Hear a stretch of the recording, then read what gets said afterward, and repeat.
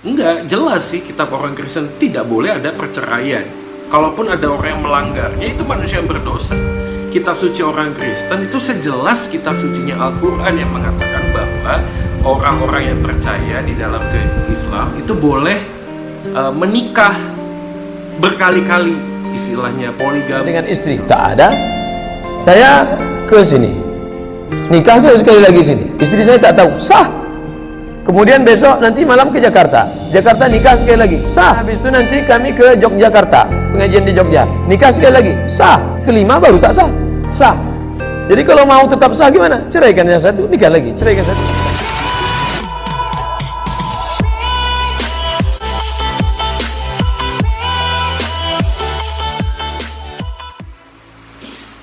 Halo semuanya, kembali lagi bersama dengan saya Joy Manik di YouTube channel Beritakan Kebenaran. True faith always seeking understanding. Iman yang sejati selalu akan mencari sebuah pengertian.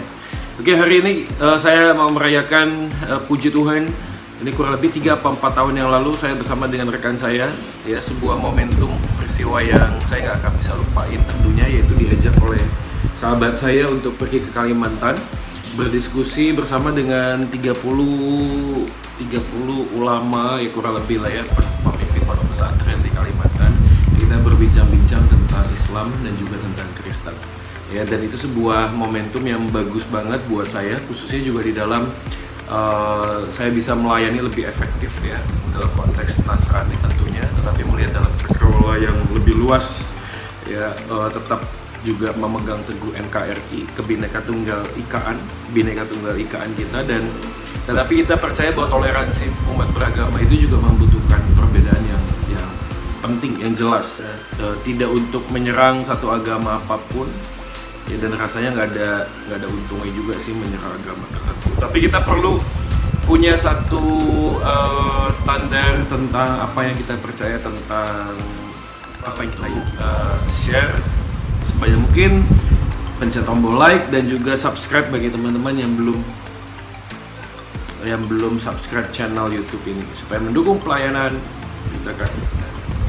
Oke, saya langsung saja untuk menjelaskan dengan banyak pertanyaan apa bedanya Kristen dan Islam. Sebenarnya udah pasti beda banget. Saya sudah sampaikan di video saya yang sebelumnya, itu berkaitan dengan apakah semua agama menyembah Tuhan yang sama, dan juga ditambahkan dengan satu episode video lainnya, yaitu Tuhan itu agamanya apa. Nah, saya mencoba untuk membuka sebuah cara berpikir yang berbeda tentang bagaimana kita meyakini sebuah kepercayaan tertentu. Karena saya yakin kita bisa bebas mempercayai apapun yang ada di dunia ini, tetapi apa yang kita percaya itu belum tentu benar, kan? Maka untuk bisa memahami apa yang kita percaya ini, kita perlu sebuah pendekatan metodologi. Dan saya akan coba bagikan pendekatan ini dengan cara yang berbeda, yaitu dengan metodologi. Dan kiranya apa yang kita akan pelajari ini boleh menjadi berkat buat kita sekalian. Oke, check this out.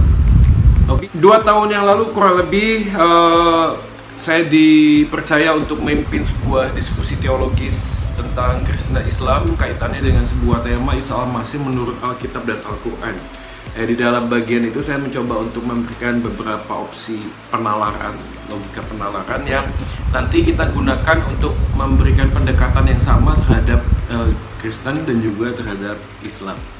Saya akan langsung saja di dalam kaitan ini ada 3 hal utama yang penting, nanti ada bonusnya yang terakhir yang keempat, tapi yang 3 pertama yang penting adalah kebenaran tentang sumber informasi. Kebenaran tentang sumber informasi ini menjadi sangat penting supaya kita tahu mana yang hoax, mana yang tidak hoax. Seperti halnya kita di zaman ini mencoba untuk memahami berita-berita yang simpang siur di tengah-tengah situasi yang sulit seperti ini. Kita yakin bahwa kita nggak mungkin bisa langsung percaya sesuatu berita tanpa kita memahami dari mana sumber berita tersebut. Ya, untuk bisa memahami sumber berita tersebut dalam konteks zaman ini, tentunya kita bisa melihat dari sumbernya. Ya, mungkin sumbernya begini, bagi orang awam yang sangat sederhana adalah beberapa media-media tertentu di zaman saat ini itu bisa dipercaya karena kredibilitas berita tersebut. Jadi institusi dari berita yang menyelenggarakan tentang broadcasting berita, ya, misalnya saya katakanlah saja CNN, Kompas TV atau Metro dan lain sebagainya, atau mungkin kalau masuk di dalam media baca kita bisa lihat misalnya detik.com dan lain sebagainya ya. Walaupun saya tahu mungkin Anda waktu mendengarkan video ini juga berpikir semua berita juga punya kepentingan. Betul sekali. Nanti kita akan masuk bagian yang kedua, yaitu memverifikasi, membanding-bandingkan satu berita dengan berita yang lain sumbernya. Tetapi yang pertama adalah kita tentu saja harus bisa memahami bahwa sumber informasi itu penting sekali. Sumber di mana kita bisa mendapatkan sebuah sumber yang kredibilitasnya itu bisa dipegang, dipercaya. Mungkin Anda juga akan berpikir ya, setiap penganut agama Kristen atau Islam pasti akan memegang teguh kitab sucinya dong sebagai sumber informasi yang tepat. Betul sekali. Oleh karena itu, sumber informasi itulah yang kita wajib atau perlu sekali untuk buka. Maka poin yang kedua adalah bukan cuma kebenaran sumbernya, tetapi juga melakukan verifikasi berlapis. Jadi kalau verifikasi berlapis ini kita gunakan, maka kita bisa memahami beberapa hal yang mungkin menjadi titik temu, ya nggak temu juga sih, mungkin titik pisah antara Kristen dan Islam. Ya beberapa hal mungkin kaitannya dengan apakah Isa Al-Masih dan Yesus Kristus yang ada di kitab suci agama Kristen itu adalah pribadi yang sama. Karena kalau pribadi yang sama, mengapa kemudian beritanya menjadi berbeda? Ini kan sama seperti saat ini ya, di zaman ini kita mendengarkan, anggap saja kita membaca sebuah informasi dikatakan Isa Al-Masih sudah meninggal dunia. Tetapi pada waktu yang sama mungkin ya, kita dapatkan berita Isa Al-Masih itu tidak meninggal dunia tapi dia akan ke surga. Nah, dua berita ini kan kita perlu memahami mana yang benar. Nah, caranya adalah membuat verifikasi. Nah, verifikasi tentang sumber informasi ini membutuhkan beberapa hal. Beberapa hal itu misalnya kaitan yang pertama, apakah sumber berita tersebut dengan peristiwanya itu berdekatan? Is just irrelevant. Good evidence doesn't become bad evidence simply because of the lapse of time. And with regard to the New Testament, when we look at the evidence, what we discover is that these records of the life of Jesus were written down within the first generation after those events, while the eyewitnesses were still alive, with people who had first-hand contact with those who had accompanied Jesus during his lifetime. So that we actually have better sources for the life of Jesus of Nazareth than we do for most of the major figures of antiquity. For example, take Alexander the Great, the great Greek conqueror. Our earliest biographies, earliest sources for Alexander the Great, come from Arrian and Plutarch 400 years after Alexander's death. Sama seperti kita lebih percaya dong berita yang sifatnya itu live.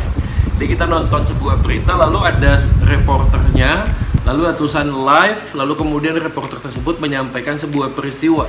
Bahkan bukan hanya reporter tersebut menyampaikan sebuah peristiwa, tapi reporter itu mewawancarai saksi yang hadir saat itu. Ini jelas banget, pasti kita akan langsung bisa memahami bahwa ini berita yang benar gitu.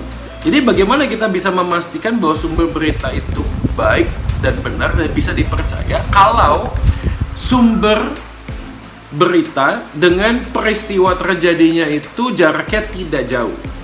Maka saya harus akui bahwa ya udah pasti orang Kristen atau Yahudi itu mempunyai kekuatan dan nilai plus pada bagian ini, karena Islam baru muncul kurang lebih tahun 700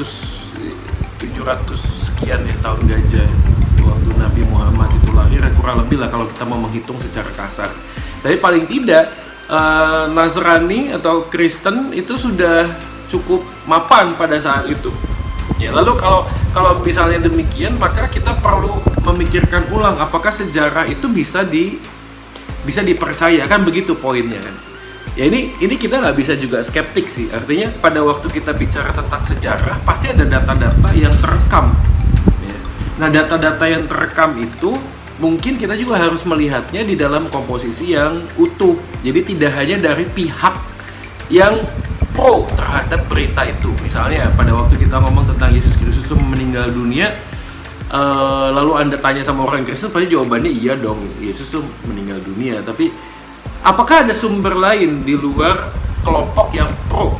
Dan jawabannya adalah ada banget dan cukup banyak teman-teman sekalian. Jadi nanti bisa browsing, bisa melihat, karena itu bukan menjadi titik poin kita hari ini. Tapi saya mau kasih tahu bahwa ada banyak tokoh-tokoh sejarah Yahudi, bahkan dari pihak Romawi yang menyampaikan dan menjelaskan bahwa ada satu orang yang pernah dihukum mati.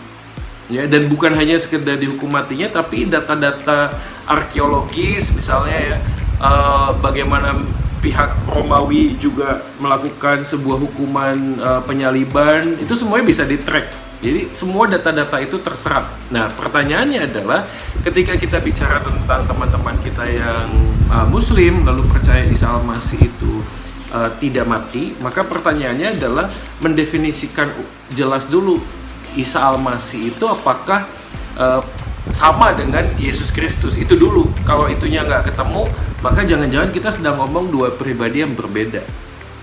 Itu saya sampaikan juga sih sama teman-teman gitu loh. Maksudnya kalau memang Yesus Kristus itu juga disamarkan mukanya lalu diangkat ke surga, maka hal yang sama juga harus ditunjukkan di luar kebenaran yang mungkin dianggap benar di dalam Al-Quran. Jadi harus juga ada sumber-sumber di luar sana yang memberikan penguatan, ya, yang pasti adalah mereka yang berseberangan dong dengan Islam, itu menjadi lebih kuat.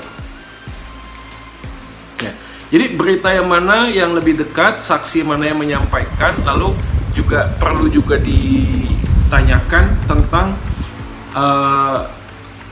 rilis berita pertama yang dikeluarkan itu apakah punya sumber kekuatan, tidak hanya saksi, tidak hanya fakta, tetapi apakah itu juga ada relasi terhadap sebuah pengajaran yang utuh. Misalnya, kenapa sih kita percaya Yesus Kristus harus mati? Karena di dalam perjanjian lama memang sudah ada nubuatan bahwa ada Mesias yang akan datang. Lalu misalnya Yesaya 53 itu kan jelas banget bahwa Mesias ini akan mati. Jadi kurang lebih ada 300 lebih nubuatan tentang Yesus Kristus di dalam Alkitab, yang semuanya itu presisi. Jadi Yesus ini pribadi yang sangat unik sekali karena dia itu dinubuatkan, bukan hanya diramalkan tapi dinubuatkan. Jadi bedanya mungkin kurang lebih adalah ini ngomong tentang presisi ya, tepat banget. Jadi kalau kita lihat ada orang yang sedang mengandung, perempuan yang mengandung, dan kita bisa nebak misalnya itu laki apa perempuan, lalu kita bicara misalnya, oh anak lu nih laki gitu. Taunya betul yang lahir tuh laki. Kita kan nggak bisa ngomong begini, wah gua nabi yang diutus Tuhan, gua bisa tahu anak lu tuh laki. Enggak lah, itu namanya probabilitas cuma 50-50, kemungkinannya hanya 2, kalau nggak laki ya perempuan. Tapi kalau kita bicara tentang bukan hanya laki atau perempuan, tapi namanya, di mana dia lahir, siapa orang tuanya, bahkan gimana matinya, semuanya disampaikan dan dikatakan ribuan tahun sebelum orangnya ada. Itu amazing sih, itu sangat mengagumkan sekali. Dan by the way anyway, Alkitabnya orang Kristen itu konon ditulis oleh 40 orang penulis yang sangat berbeda-beda latar belakang. Jadi ini mengagumkan sekali sih. 40 orang penulis, latar belakang yang berbeda-beda, berjauhan, nggak pernah kontak-kontak, profesinya beda-beda, kemampuan intelektualnya juga beda-beda, jabatannya juga beda-beda, ada raja, ada nabi, ada gembala, banyak banget gitu, dan mereka nggak pernah ngomong satu dengan yang lain. Dan yang menariknya adalah guys, yang disampaikan tuh punya satu benang merah yang sama, dan ini luar biasa. Mereka tidak pernah keluar dari bagaimana Tuhan yang berjanji di Kejadian pasal 3 misalnya, bahwa ada keturunan dari perempuan ini akan meremukkan kepala si ular misalnya, yang kemudian digenapi di dalam kematian dan kebangkitan Kristus. Ini kan luar biasa. Jadi perjalanan panjang sejarah yang direkam oleh kitab suci agama Kristen itu memberikan sebuah arah. Nah, saya tidak dalam kapasitas untuk ngomong tentang Islam ya, tapi ya hal yang sama juga perlu sih ditanyakan gitu loh kepada teman-teman kita yang Muslim, bagaimana mereka juga bisa memahami tentang verifikasi yang berlapis. Dan yang ketiga adalah bukan hanya berlapis tapi juga lengkap dan utuh. Maksudnya lengkap dan utuh itu gini, menggali bagaimana dan siapa yang mendapatkan informasi itu menjadi sangat penting. Jadi lengkap dan utuh itu bicara tentang konsistensi dan koherensi. Konsistensi itu satu dengan yang lain itu berjalan berparalel sama-sama. Ya, koherensi itu satu dengan yang lainnya nggak bertabrakan. Ya, ini menjadi poin penting. Misalnya saya kasih contoh sederhana begini. Beberapa teman kita ya, dari saudara kita yang Muslim itu selalu bicara bahwa Injil itu sudah dirubah-rubah. Ya, saya juga nggak tahu persis siapa yang merubah. Mungkin teman-teman dari Islam juga perlu menyampaikan dan menjelaskan ini, karena sampai dengan detik ini tidak ada bukti yang cukup akurat yang mengatakan bahwa Injil itu sudah dirubah. Tapi anyway gini, kalau memang Injil itu sudah dirubah, lalu kenapa beberapa kelompok rekan kita yang Muslim juga mengkaitkan tentang bagaimana Nabi Muhammad itu dinubuatkan di dalam kitab Injilnya orang 16 verse number 7 says, nevertheless I tell you the truth. Jesus Christ, peace be upon him, is saying, nevertheless I tell you the truth. It is expedient for you that I go away. For if I go not away, the Comforter shall not come. For if I depart, shall I send him. The criteria for the Comforter to come is that Jesus Christ, peace be upon him, should depart. Only if he departs will the Comforter come. So surely this Comforter cannot refer to the Holy Spirit. And furthermore, the word Comforter, if you go to the Greek and Aramaic, the present scripture, it says it is paraclete. And if you go and do research, the right word is parakletos, which means one who praises. Gospel of Matthew, Mark, Luke and John, we want Gospel of Jesus, peace be upon him. Muslims believe in the Injil, the Gospel, the Wahi, which was given to Isa alayhi salam. What we have in the Bible, the 4 canonical books, the first 4 books of the New Testament, Matthew, Mark, Luke and John, they do not know who the author is. So they say it's the Gospel according to Matthew, Gospel according to Mark, Gospel according to Luke, Gospel according to John. What we Muslims believe is Gospel according to Isa alayhi salam, Gospel according to Jesus, and there's no Gospel. What we have in the Bible is the books written according to Matthew, Mark, Luke and John, which we don't consider as prophets of God. When they get us the Gospel according to Jesus, peace be upon him, we can analyze, but they don't have it. Ya misalnya Bapak Zakir Naik dan banyak banget sih apologis Islam yang kemudian mengangkat isu bahwa di dalam kitab suci agama Kristen itu sudah ada nubuatan tentang Nabi Muhammad. Ini kan jadi nggak konsisten ya, maksudnya kalau memang kitab sucinya orang Kristen sudah dirubah-rubah, ya ngapain juga dipercaya, dan ngapain juga mencari dan menggali ayat-ayat firman Tuhan di kitab suci agama Kristen untuk dikaitkan kepada kelahiran Nabi Muhammad. Kan nggak penting gitu loh. Kalau memang sudah dirubah ya sudah, anggap saja nggak ada gitu loh, nggak usah ambil pusing. Ini kan sama seperti sebuah logika berpikir begini ya, misalnya saya ini bukan orang yang sombong, saya ini orang yang sangat rendah hati. Ini kan kalimat yang membunuh kalimat itu sendiri. Karena pada waktu saya ngomong saya tidak sombong, orang lain akan berpikir kamu sombong dengan mengatakan kamu tidak sombong. Atau misalnya berkata begini, jadi orang penting itu nggak penting. Kalau saya dengar ada orang ngomong begitu, saya akan ngomong begini, kalau memang jadi orang penting itu nggak penting, ngapain juga dibahas? Kalau dibahas berarti menurutmu itu penting dong, makanya kamu bahas tentang bagaimana menjadi orang penting, atau orang penting itu nggak penting. Kalau nggak penting, nggak usah dibahas. Nah ini hal yang sama juga kan kepada teman-teman kita yang Muslim. Kalau memang kitab Injilnya orang Kristen sudah dirubah-rubah, ya sudah nggak usah dipercaya sama sekali dong. Ngapain juga dikait-kaitkan dengan nubuatan-nubuatan yang kemudian konon itu mengatakan Nabi Muhammad itu sudah dinubuatkan di dalam kitabnya orang Kristen. Nah kasus-kasus yang seperti ini membuat kita itu melakukan sebuah verifikasi yang penting sekali untuk kita bisa memahami bahwa sumber berita itu perlu banget ya di cross check, dilakukan paralel satu dengan yang lain. Dan saya yakin begini sih, sejarah itu bisa kok, apalagi di zaman yang saat ini ya, kita bisa menemukan mana yang menjadi sumber kebenaran dengan menggali apapun sumber-sumber yang ada gitu loh. Dan kita perlu juga memahami bahwa sumber di luar kitab suci kita bisa menjadi sebuah standar dengan pengujian yang khusus. Jadi jarak waktu itu penting banget ya, dari peristiwa dengan penulisan. Dan ini mengagumkan sekali karena abad ketiga, abad kedua itu sebenarnya kitab suci agama Kristen sudah selesai, sudah tersebar ya kepada jemaat-jemaat awal mula-mula saat itu, dan kita punya 5.000 lebih manuskrip. Dan ini menjadi kekuatan bagi orang Kristen sebenarnya, karena dari 5.000 manuskrip yang tersebar salinannya itu hanya 0,01% sih bedanya. Jadi hampir 99% lebih ketepatan yang satu dengan yang lain. Jadi perbedaan salinan satu dengan yang lainnya itu hanya beda 0,0 sekian persen, dan itu sangat rendah sekali.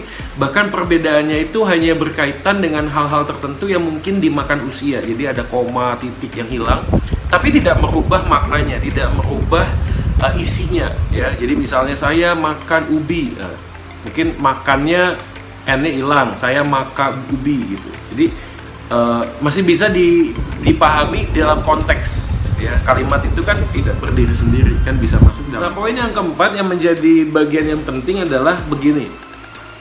Tidak hanya sumber informasi itu, tidak hanya verifikasi, tidak hanya kejelasan untuk melihat jarak waktu, saksi-saksi, informasi yang ada, baik di dalam kitab suci kita maupun di luar kitab suci yang kita percaya. Tapi yang penting adalah yang keempat, apakah berita tersebut relevan dan juga memberikan nilai positif di dalam hidup manusia ya. Jadi nilai positif tuh maksudnya, misalnya contoh begini, apakah pada waktu kita mendengarkan sebuah berita tentang juru selamat misalnya, ya katakanlah Kristen, tentang Yesus mati menebus dosa manusia, bangkit dan naik ke surga, apa relevansinya terhadap hidup manusia?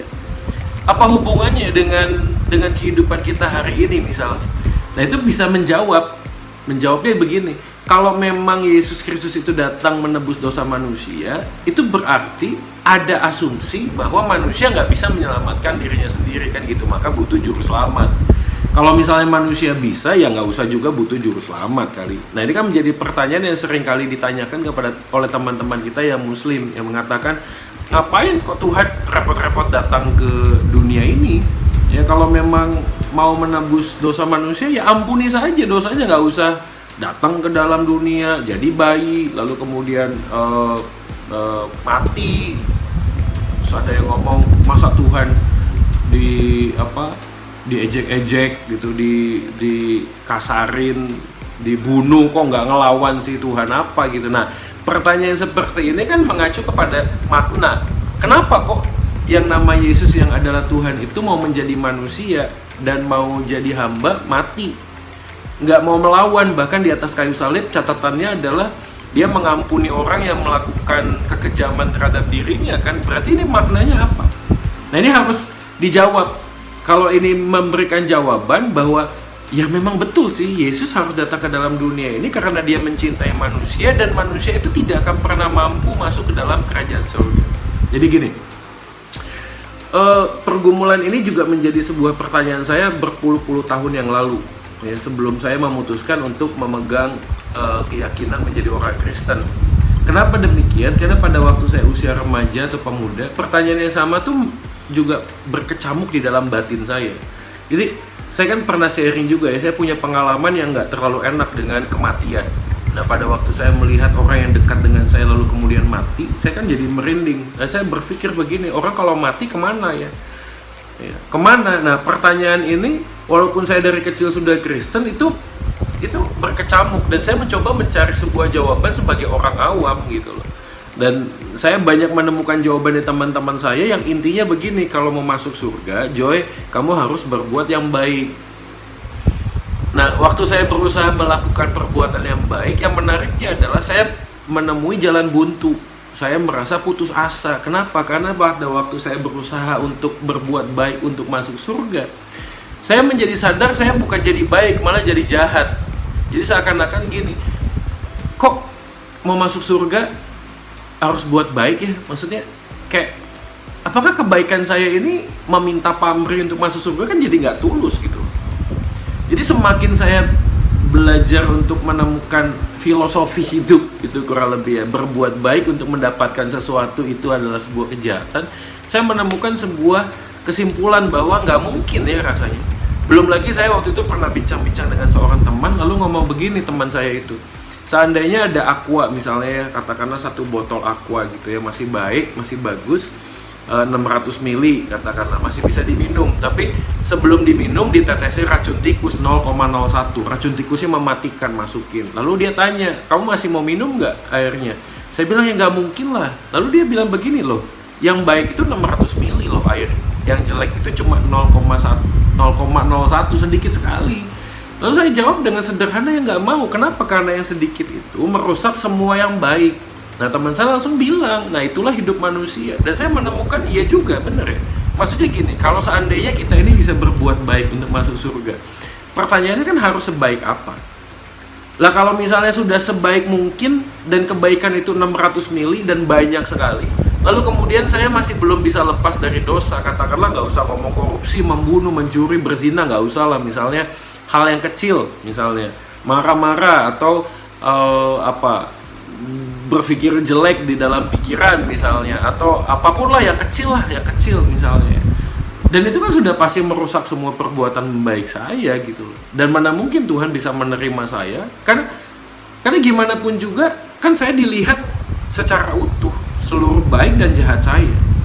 Jadi kalau jawabannya adalah tidak mungkin manusia bisa masuk ke dalam surga dengan usahanya, maka jadi make sense, jadi relevan, jadi masuk akal, memberi nilai positif kepada manusia bahwa kehadiran Yesus di dalam dunia ini mati menebus dosa manusia menjadi jawaban yang dicari oleh umat manusia yang penuh dengan dosa.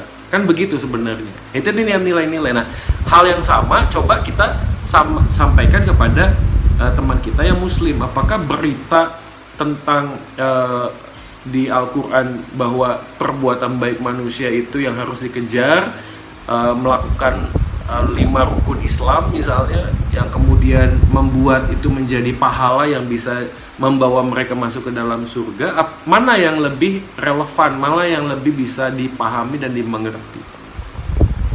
Itu mungkin salah satunya.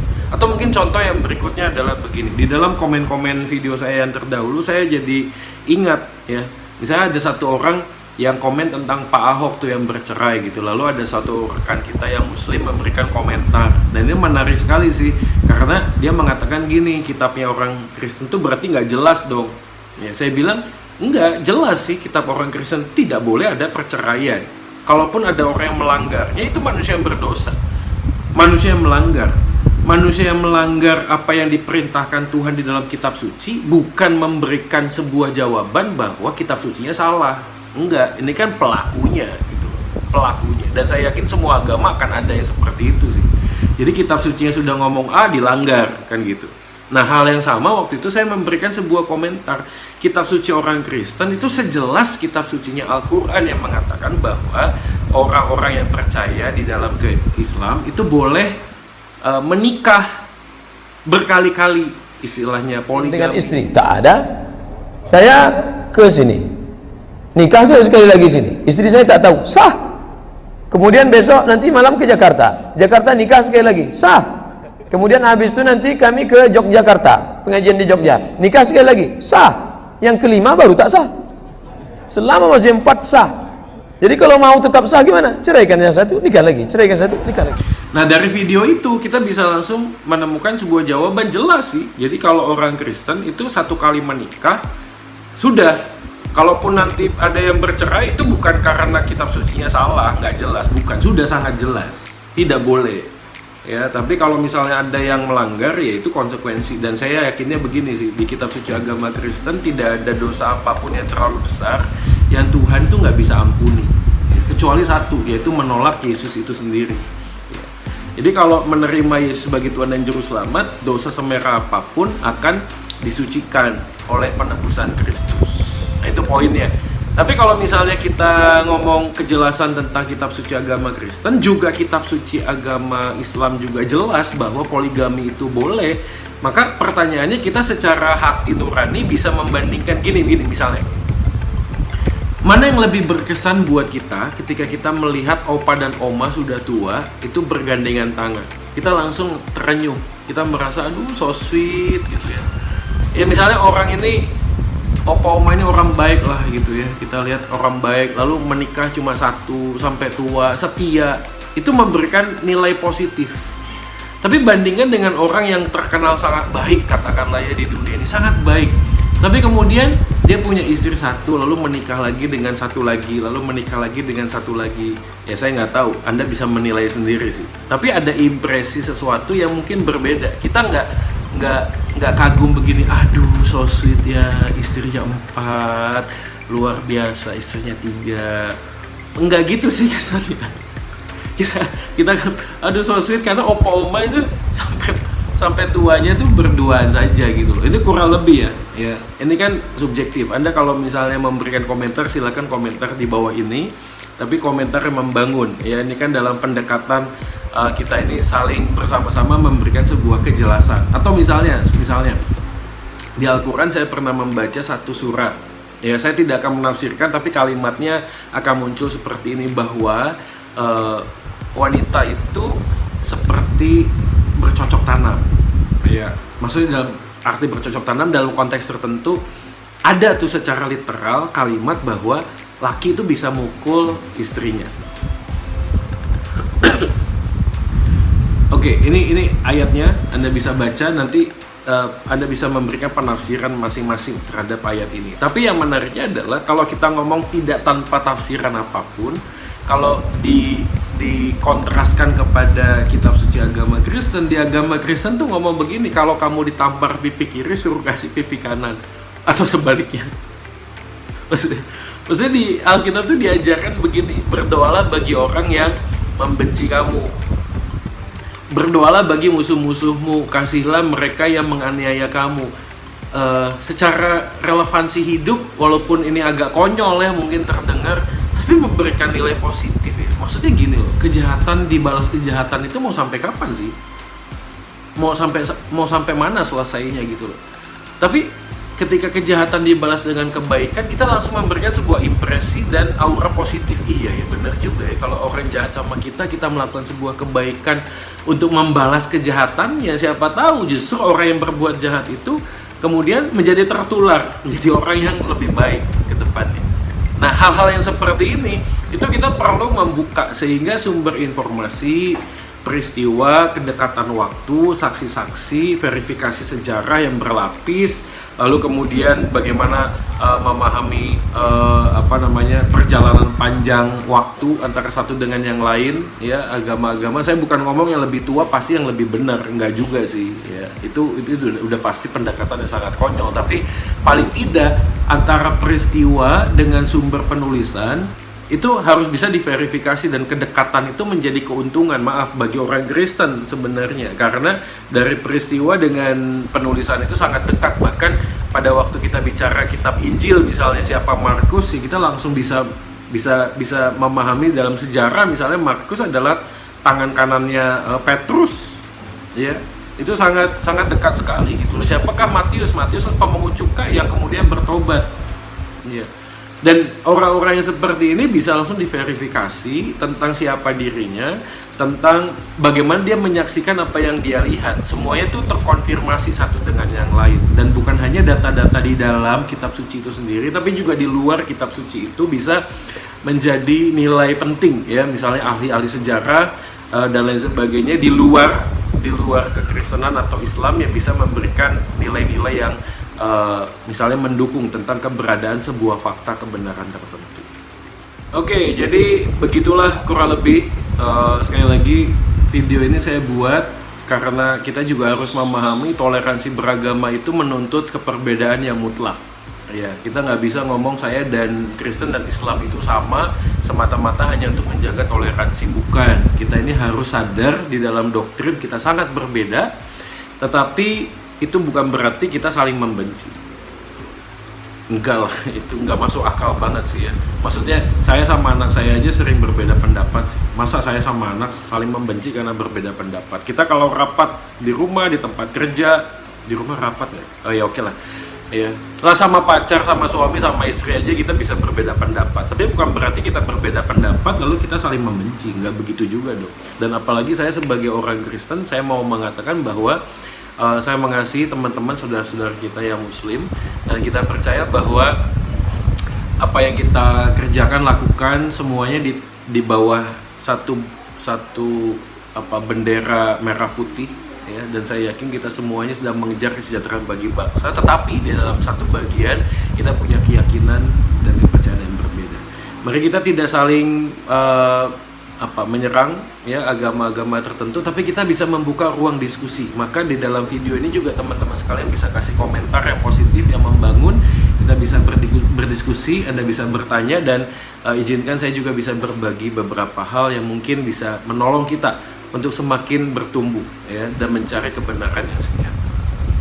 Oke, jangan lupa untuk pencet tombol like dan share sebanyak mungkin video ini kepada banyak orang, dan yang belum subscribe silahkan pencet tombol subscribe. Sampai di sini saja video ini. Kiranya segala kemuliaan hanya bagi Tuhan. Soli Deo Gloria. Tuhan memberkati. Bye bye.